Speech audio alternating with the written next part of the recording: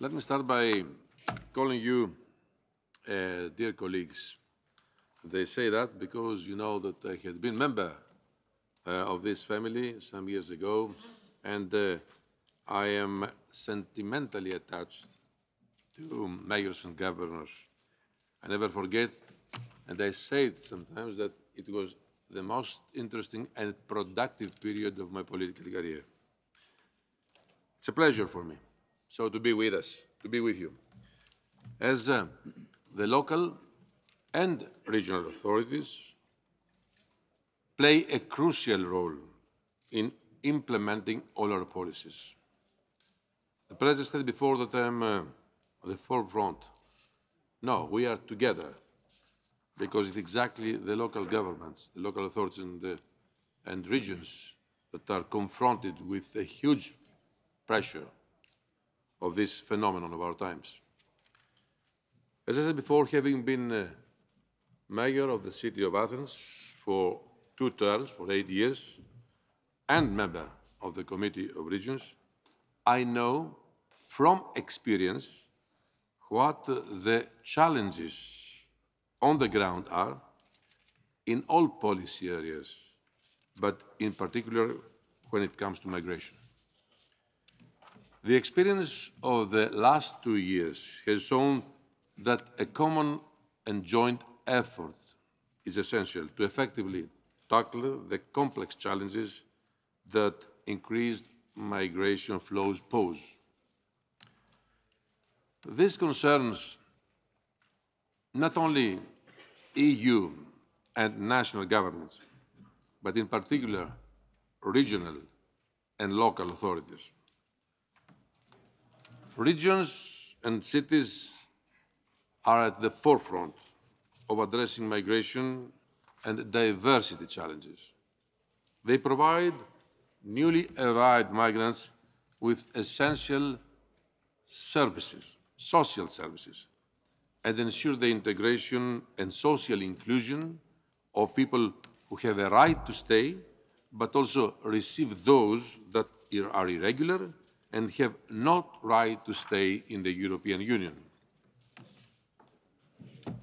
As a former mayor of a city that is now very much in the front line of the refugee crisis, and as the current EU Commissioner for Migration and Home Affairs, I very much welcome today's opportunity to discuss how we can improve our migration actions jointly at all levels. Let me first give you an update on our actions. Despite the challenging circumstances, the implementation of the EU-Turkey statement has continued.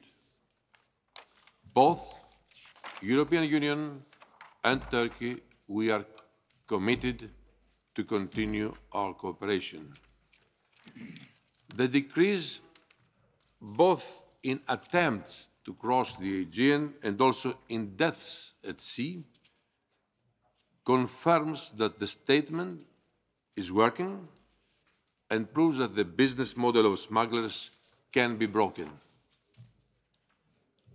The European Union and Turkey, as I said before, are both committed to continuing to implement all aspects of the statement, including resettlements, returns, as well as visa liberalization.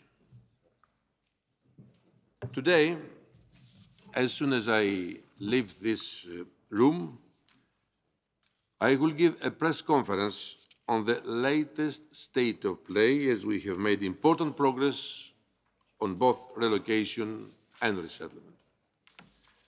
With over 8,000 relocations and nearly 14,000 resettlements so far, now is the moment to sustain and deepen this progress. With all hotspots fully operational and 100% fingerprinting rate in both Italy and Greece, returns must not be speeded up too. In addition, the Commission has provided significant funding to EU member states to deal with the crisis, including emergency assistance. Between 2014 and 2016, we have awarded nearly 500 million euros in emergency assistance under the Asylum, Migration and Integration Fund and 180 million euros under the Internal Security Fund. Finally, we have also continued to engage more broadly with key third countries through our partnership framework on migration launched in June 2016. It has already delivered a more coordinated, systematic and structured approach to maximize synergies between the Union's internal and external policies. But as you understand, we have to look beyond the current crisis. We must make our systems future-proof. This is why we have proposed to reform the common European asylum system, including the reform of Dublin. Our objective is to ensure a fair and sustainable determination of responsibility for asylum applications by member states, addressing the problem of secondary movements and helping achieve a high degree of harmonization in the assessment of asylum applications across the Union. If we really want to genuinely share responsibility, we also have to demonstrate solidarity. And this, as I have repeatedly said, cannot happen à la carte. But it's not just about receiving people. It is also about having them participate fully in our societies if they are granted the status to stay. Integration is a key investment we have to make for the future. And the Commission is determined to help Member States, but notably the regional and local levels that make this happen on the ground. In line with this, we are preparing dedicated events on access to EU funding for regional and local actors next year. Also, highlighting complementarities and synergies between the Asylum, Migration and Integration Fund and other EU funds.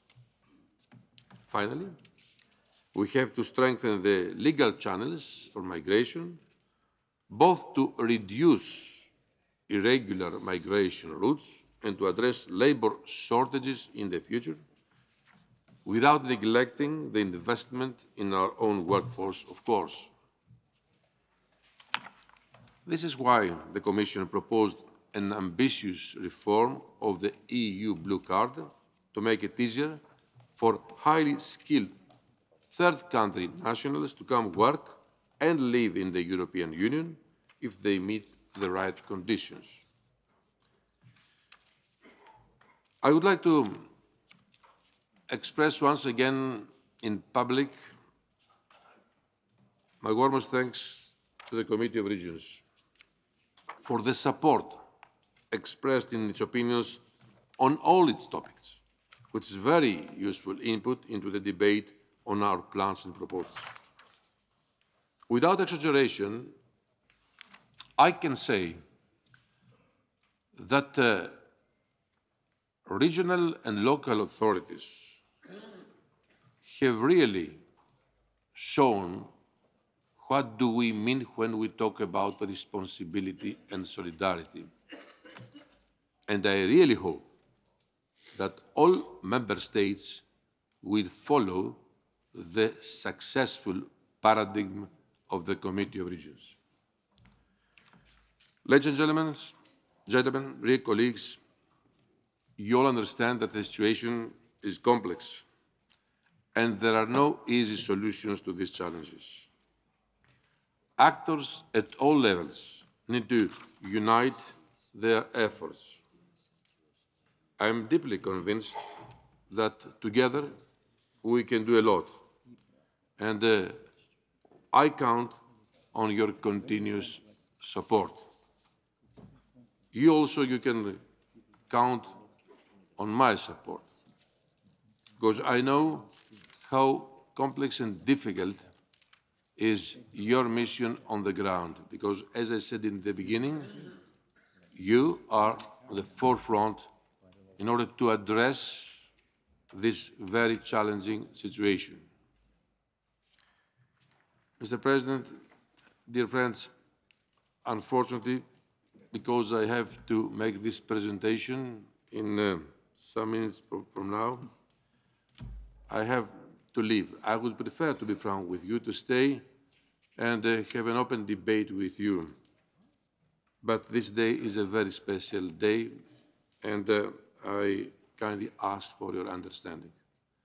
But if you wish, I am committed to come in one of your next plenaries to have an open debate on all these issues and answer to all your questions. In the meantime, our experts will stay here to respond to all your questions, if there are any. But as I said before, I really count on our cooperation in the future. Thank you very much for your attention. And once again, I want to express on behalf of the Commission our gratitude to the Committee of the Regions for their support. You have been maybe one of the very rare institutions that embraced and endorsed a policy which responds to the values and the principles upon our common European home is built. Thanks again for your attention.